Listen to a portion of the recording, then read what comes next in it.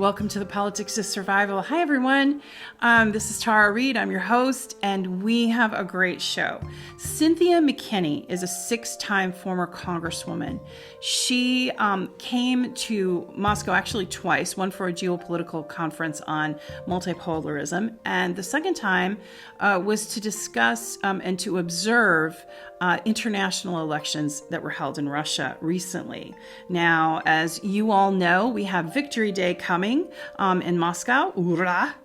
And we have lots going on in festivities in Moscow, and I'm very excited to be observing some of that. I'll be going to the Victory Museum, and I'll post some of that footage here on the channel.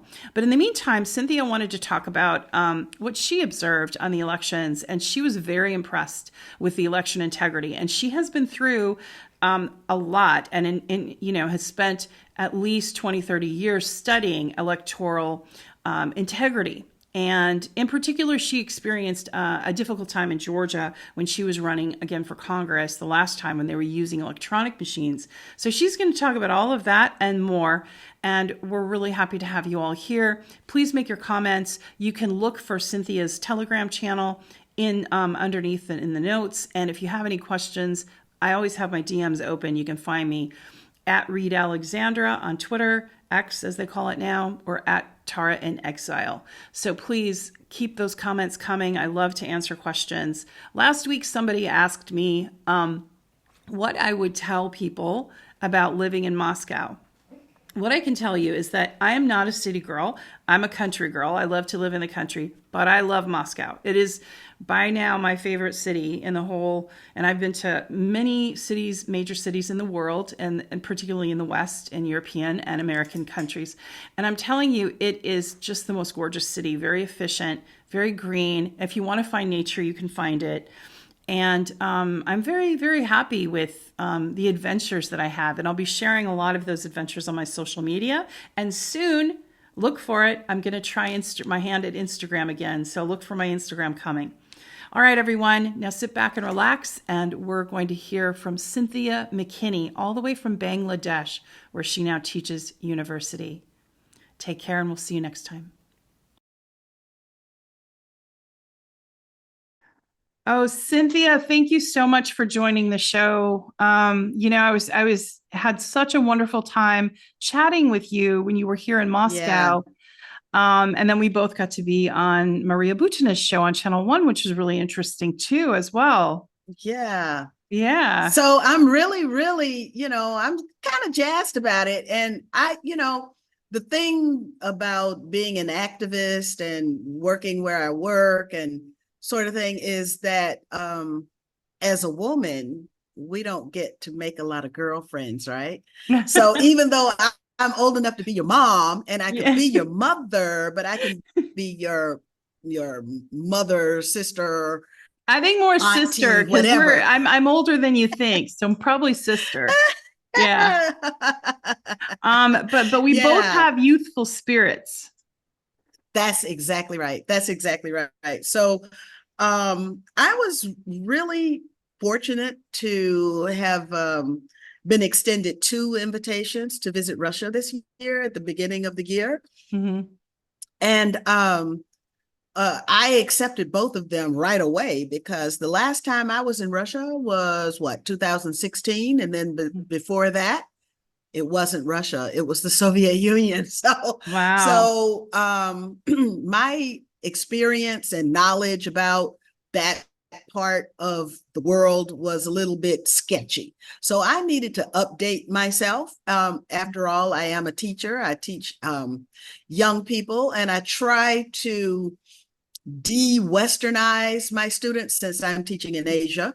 And I don't want them to think that if it's from the West, it's the best. I want them to have a realistic view of the world and of their place in the world, because I want them to assume leadership positions in the world. And so in order to be able to do that effectively and be an effective leader, you have to have sort of the rose-colored glasses. They have to be thrown away. So that's what I try to do with my students. And So these two trips gave me an opportunity to refresh my knowledge about Russia. The second trip, of course, the first trip was about multipolarism.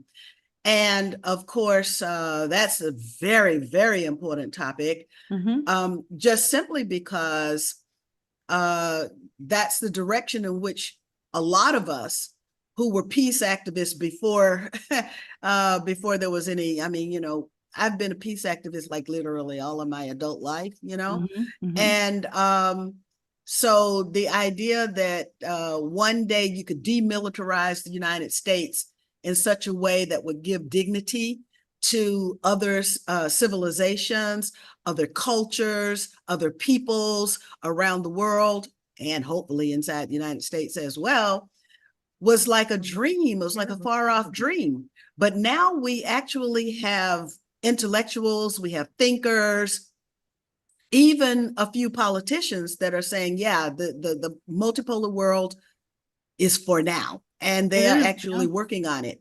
And organizations like BRICS, which the Russians have presidency of in 2024, are making strides in that direction. So, but I tell my students that you really can't be a leader for your people, or at least an effective leader for your people, until you have shed your Eurocentrism. Your idea that European values, European history, European culture, European language, everything European. And when I say European, I also mean the US, because the United States kind of assumed the role from the colonial period as the master of all of the colonizers. So I mean the US as well. And you cannot be effective for your people if you still believe that the West is the best. You've got to say, okay, maybe the West is good at this and maybe the West is good at that, but we also are good, or we can be better at this. And we've got to, and I say we, but I want them to focus on making their own country the best. So anyway, I have lots of fun doing what I do. Like you say, that youthful spirit, it keeps me young, being around all the young people. And then the second trip to Russia was really interesting because, the other challenge in dealing with the young people here is that I have to Excuse me. And when you say here, sensitize. I want to emphasize to my audience that although you're American right now, you're in Bangladesh. So you're teaching, at there. So when you're talking about young That's people, right. what are the teaching in different Bangladesh. nationalities that you're teaching?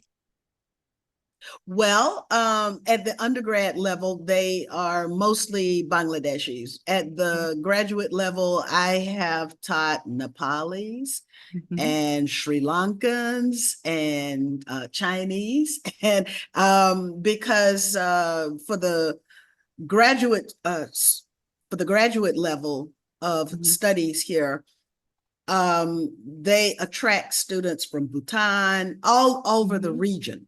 And so I get a chance to actually interact with them and teach with them and learn from them as well. So, now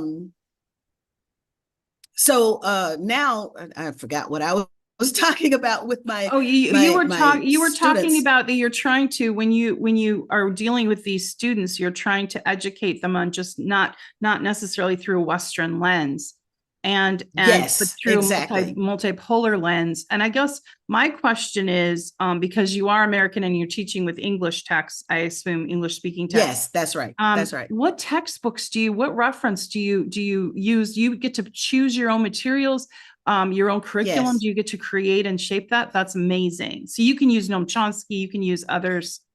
I can use anyone that I choose to use. And so I teach on the master's level. I, of course, teach leadership because that's my PhD is in leadership and change. So I also have to teach sort of the dynamics of change, how to make change. And for that course, I chose Amir Levy. And I chose him because he is a great thinker around how organizations, and I use Amir Levy for the organizational development and change course, but for the leadership course, I use a variety of writers. Not it changes from semester to semester based on the interests of the students. But for undergraduate, which is what I spend most of my time doing, the undergraduate students don't have a textbook. And you know what I tell them? I tell them the world is your textbook. So we actually take examples from the real world. And so I will look up something in a minute. So for example, somebody said something in class about Putin being a dictator, something. Right. And so I said, well, where did you get that? And he said, well, it's in my, it's in our newspapers, it's in our media. And so then I took them to, I said, you give me the media outlet. So they gave me the name of a particular newspaper. I said, okay, now let's go to the international section. So we go to the international section. And I said, now you pick the story here, the article that you want us to focus on. And I let them pick. Right. Without any, how can I say this? Without any deviation from this little experiment. And I teach 5 undergraduate courses, sections of one course. So then I did get to work this little experiment 5 times. And guess what? Not a single time. So now these articles are all written by, and these are different because it's 5 different sections. It's 5 different news outlets, 5 different articles. And the news outlets that provide the local newspapers with this material, Agence France Presse, Associated Press, Reuters. Right. And so immediately I'm able to show them that everything you get in your newspaper is from the West. And so it's not unnatural for you to have these thoughts because no one has pointed out to you that you have been steeped in Eurocentrism. You are steeped in the West. I mean, and when they want a message to get across, they use certain buzzwords that will get, for instance, in my case, right, international news. So India got the news. I'm sure Bangladesh did. Other countries in the East and in South America, all of it coming from AP, Reuters. So what were the 2 words they used? Tara Reade defected. She's a traitor. Oh, defected, wow. Defected. And it doesn't, the article would move around with some of the facts, but they kept those 2 words in the headline and there to grab. And those, and as you know, the Soviet Union fell in the 90s and 89 and or was negotiated out of existence. We are now in capitalism and there's no defection. And of course, I'm not a traitor. I'm still a U.S. citizen and I care about U.S. and I have family and friends there. And I worked there. I served my government there in different administrations. And it's amazing how, I mean, I'm using this as an example, how they curate the news now. Yes. It's not news, it's curated, pre-digested information. That's right. And so therefore, that is, it is purposely done in order to manipulate the way people think. Right. And of course, if you can control their thoughts, then you can control their bodies, you can control their behavior. And ultimately, that's what it's all about. So I have to kind of de-Westernize myself. I saw a term today in a article on Telegram, de-Americanize my students, because the West, the influence of the West is so pervasive on every kind of level. They can tell you so granted, I'm not so young in terms of the chronology of my years on this planet. So my examples might be a little bit old, okay? But they can tell you everything. I'll use this one because it's better. They can tell you everything about every aspect of what's her name? Uh, uh, Taylor Swift's life, Right. right? They can tell you all of that, but they can't tell you who the up and coming Bangladeshi singer is. You know, Right. it's like they know everything about that. They know everything about the royal family. They know everything about this. And yet their knowledge of themselves is woefully inadequate. Oh, that's So interesting. So they don't know their own culture, their own newsworthy events that are that's right. happening. Interesting. That's right. That's right. That's right. So the late great anti-apartheid fighter Steve Biko Mm-hmm. once said that the greatest weapon in the hands of the oppressors is the minds of the oppressed. And so who is that? Alex Jones talks about information wars, info Mm-hmm. wars. And that's about where we are now. It might have been sort of out there when he first came up with that name, but Mm-hmm. now that is basically what we are fighting is an information war. And that's why outlets like yours are so important so that people can get the opportunity to Mm-hmm. get a different point of view.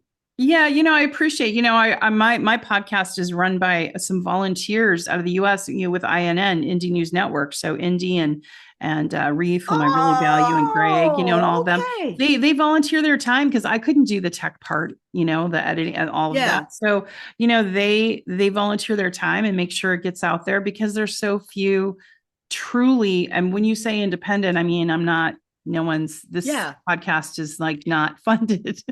And then Yeah. YouTube Yeah. demonetized it and takes down my videos. So because Uh, sometimes they don't like who I have on. Um, but oh, well, expect that maybe on this one.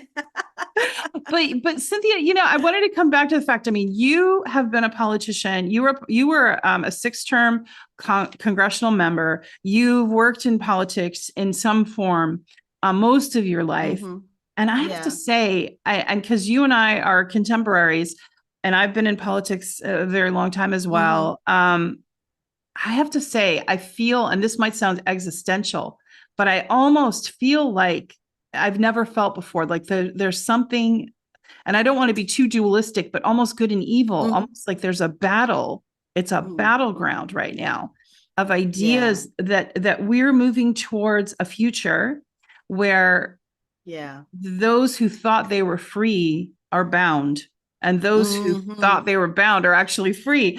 And Free. I've That's right. experienced this dichotomy in Moscow, Russia. And I wanted to ask hmm you about your impressions of the people of Russia and what you're bringing back to your students, because you were one of the international observers of the election. So I kind of wanted to Yes. see what your thoughts were about that and your experience. Well, yeah.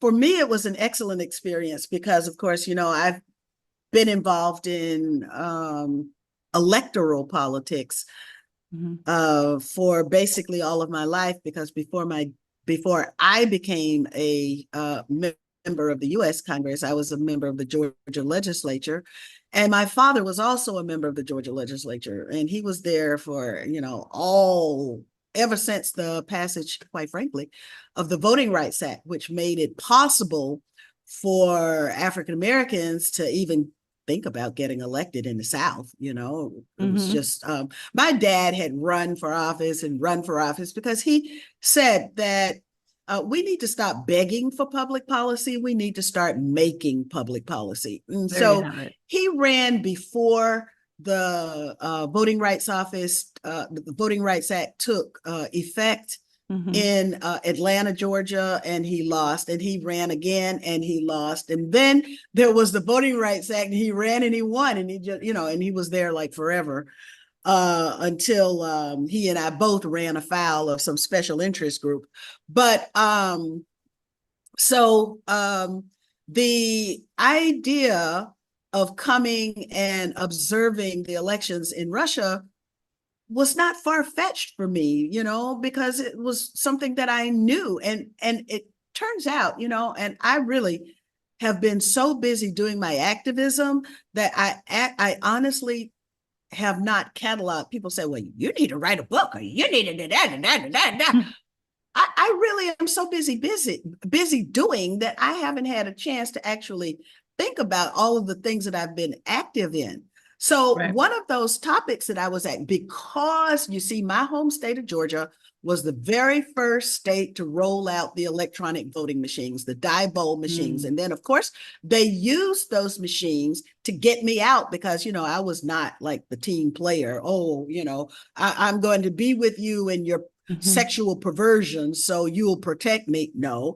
I didn't go to Vegas and play, you know, the betting, which is what a lot of, I shouldn't say that, and do all the other stuff Yeah, that I know what members they of do. I Congress do. worked for members of Congress. You know my story. That's right. Yeah, You I worked mean, on the Hill.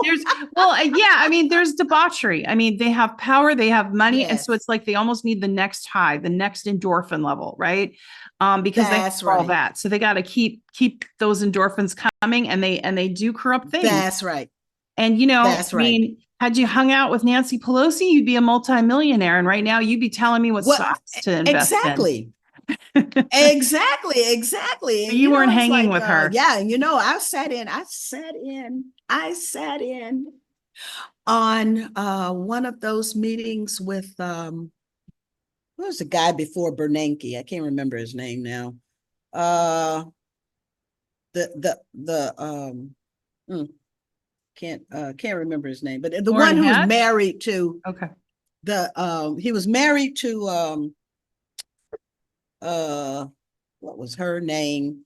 She was a media person, very, very renowned media person, and her husband was the chairman of the Federal Reserve. Well, anyway, can't remember his name. Anyway, I was in one of those meetings, Tara, when they were dropping hints all over the place, telling them, you know, invest in this, invest in that. So you're right. That's what happens. And if you become a part of that, then in fact, I had one guy call me and tell me, you know, if you do this, they wanted me to do something that was a lie. And, you know, I was raised that you don't tell a lie. I mean, you know, I that's the way I was raised. And so I said, no, I can't do that because it's not true. But if I had done that, he told me that they would put me on the cover of Time and Newsweek magazine, and I'd be in Congress for the rest of my life. I had that offer. I had another offer. Another offer was some president in Africa. He liked me, you know, and I don't know if he liked me or if he liked what I talked about. I'm assuming he liked what I talked about, but that didn't necessarily have to be. Well, anyway, this guy calls himself a prince.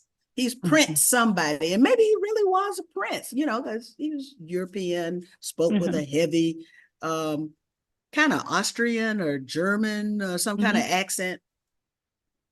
And he said, I will take you, you know, to the country. I won't say the name of the country. I will take you there. He likes you. Well, I didn't go. Yeah. I didn't go, you know? Well, turns out a few years later, that guy jumps off a building. So maybe, you know, he was supposed to turn because I was too freewheeling, freestyling, too, you know, and somebody needed to rein me in. Yeah. And it wasn't him. He jumped off a building. So anyway, these things do happen. You know, that place is a place that compromises your values. Now, at first, I used to think that you have very good people who decide to run for office, and then they go to Washington, so they leave home. Their family is home. They're in Washington by themselves. They're, you know, they're lonely, and then they fall into temptation, something innocent like that. But nowadays, you know what I get the impression of?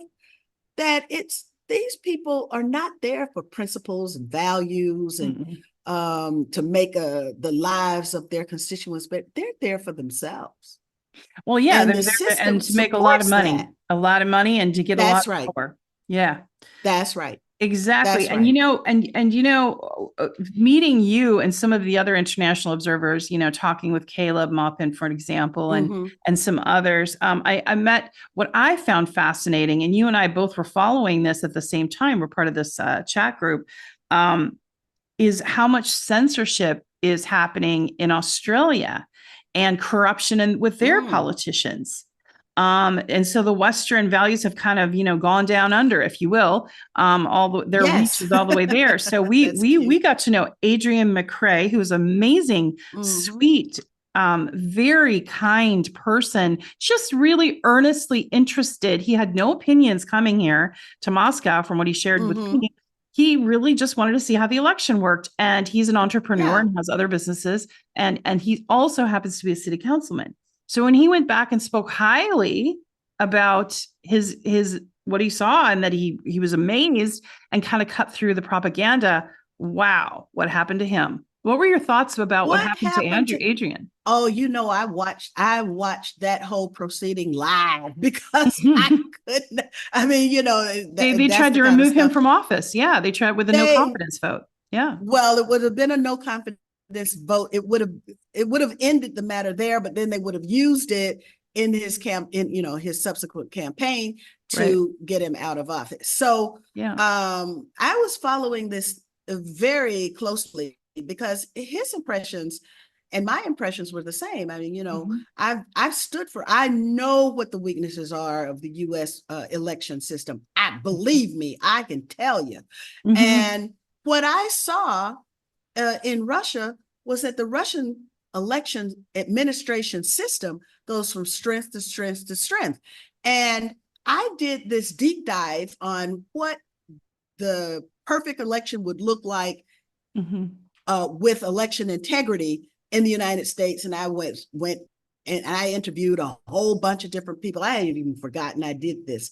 And there was one lawyer in Virginia who came up with what I thought was the most innovative and the most fundamentally basic foundation for having elections with integrity in the U.S. Now, one of the things that he talked about is that there has to be citizen oversight.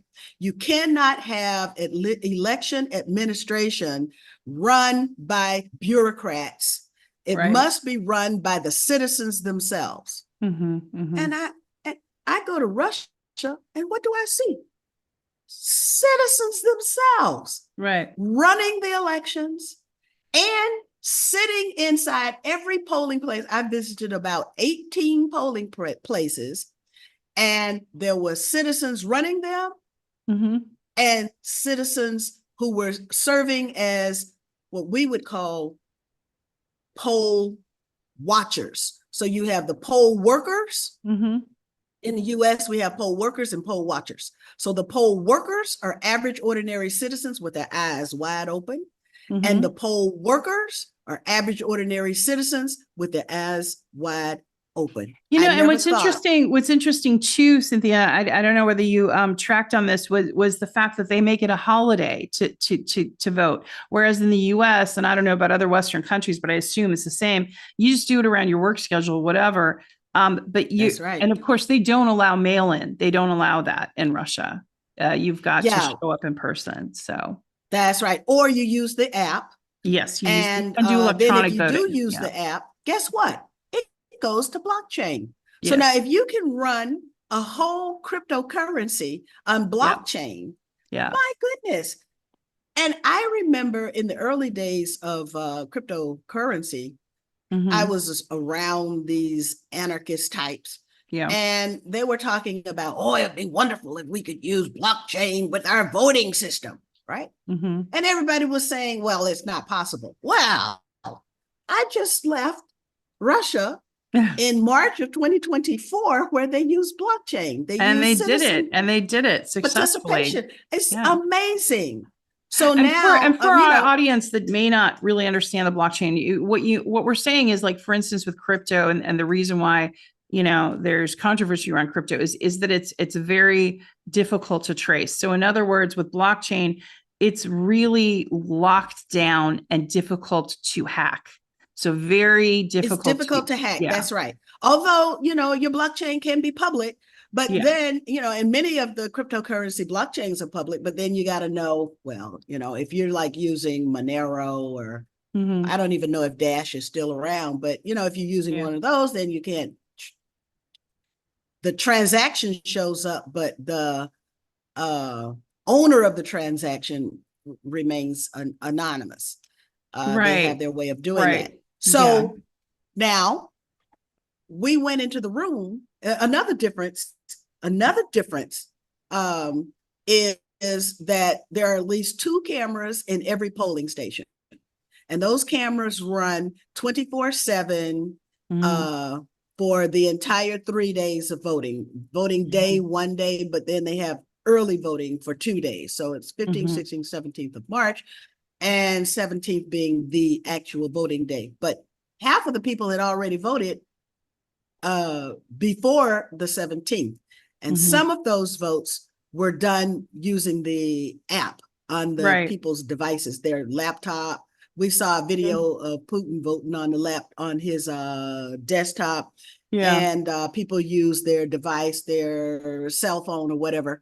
And that is then what is logged on the blockchain. You can't erase the blockchain, right? So you know that your vote was tallied. Now, when I go and I vote in the United States, well, the problem is that a significant number of those votes never get counted. How do they never get counted? Because they are ruled invalid or some kind of way. It's usually it's some kind of trickery. And then, of course, with the introduction of the electronic voting machines, they break down a lot. Okay. So and they in Georgia, spit out a bunch of ballots and do that. Yeah. So in Georgia, the electronic voting machine break down a lot. So, you know, it was like I lost my election after the electronic voting machine broke down. The excuse is that the electronic voting machines don't perform well in heat. Well, now, anybody who knows Georgia, the entire month of July is what?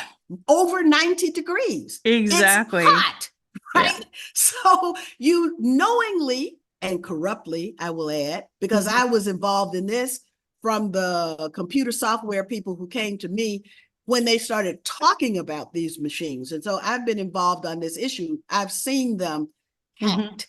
And now, just to get this in before our time runs up, in Georgia, we have been saddled with a quote unquote president who is not really our elected president, because the activists from the 2020 election have discovered 100,000 paper ballots that did not have a chain of custody form attached to them. 100,000. 100,000. That's a lot. That's a city. A lot. That's more. That's right. And the margin between Trump and Biden was only what, 12,000 or so. It was very, very small. And if you go to, I literally watch, you know, because this is kind of stuff. It's not like, you know, I'm a junkie for elections, but I've just been through so much. I know what a fake election looks like. And because it's been done to me. So then I turn in, I look in Michigan, and you can actually see the ballots being delivered after, you know, late at night. Yeah. Everything's supposedly shut down. After they've already called the election. Ballots. Yeah. Okay. Then, of course, you got Pennsylvania. So you tell me that the United States has any room whatsoever to criticize anybody's elections. I know. And here we are coming up on 2024. And speaking of which, I wanted, before we closed our show, because our time's coming to a close here, I wanted to ask you about Ukraine. And you saw the 90 billion that just got shoved through by the Uniparty, by both Republicans and Democrats, for more defense spending in Gaza, giving aid to Israel to commit that genocide of Palestinians. And just, you know, and now, of course, you know what's happening right now, that Israel's doing its thing, and people are, there's all these protests, but people are looking at the protests, but they're not looking at what's happening as more Palestinians are being slaughtered right now by Israel and Rafah.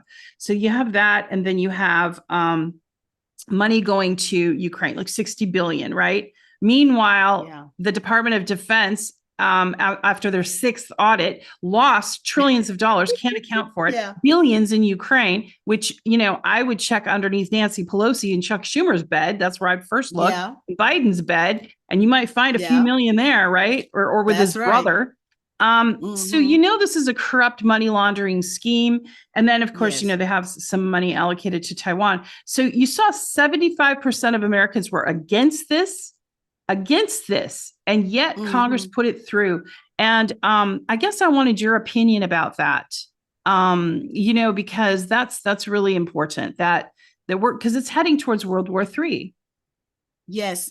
In fact, I tell my students that, you show me where we don't have hot war, and then I will tell you that we are already in World War III. And World War III started actually as soon as World War II ended. So because I think that regime change operations and coups and all of the things that the West carried out against those states that were just trying to find a way to rid themselves of colonialism and neo-colonialism. That's a war. That's a war that is not between European states. It's a war of the European states against non-European states. And so that's a war nonetheless, because that continues to this day, and people were killed. People were destroyed, their lives were destroyed. Right. So at any rate, also I just say, you get figures like Dick Cheney coming to the Congress and saying, "Oh, you can expect war for the next 60 years." Well, that's World War. You drop depleted uranium bombs on Pakistan, and you drop depleted uranium in Iraq, and that air circulates with that depleted uranium in it. That's war on the rest of us as well. So, it's we've cancer been involved. causing. It's hugely toxic. Exactly. That's right. That's right. So we have been engaged in World War III, right war. after World War II. So now, what do I think about Ukraine? Well, everyone, I did so much research on the Rwanda genocide. And basically, when I did that research, I demanded that there be an independent investigation of the role of the United Nations Department of Peacekeeping Operations, because they abdicated their responsibility to protect they were deployed there, and then they were Belgian peacekeepers, and then they, sort of ran away and let things happen. So, but in the end, it was all planned. It was a massive regime change operation hatched in the bowels of the United States Pentagon. Right. So it bears some semblance to what's going on. I agree with you to a point, but I think that this one has more to do with coming up against another nuclear power, the way NATO has done that. But I think this one has more to do with money laundering and corruption. I think it has, because more money, because, Raytheon, Lockheed Martin, some of these weapons manufacturers, when they're reporting their profits over the last 2.5 years, it's 5 times what it was. 5 times. I know that. They are making so many millions. In the billions. They've been making millions. They've been making millions off of other people's tragedies for a long time. They made a whole lot of millions. Rwanda was like the blueprint. No. Yeah. No. Rwanda was a part of U.S. policy. Okay? And now, if you want to look at Ukraine, you have to look at no.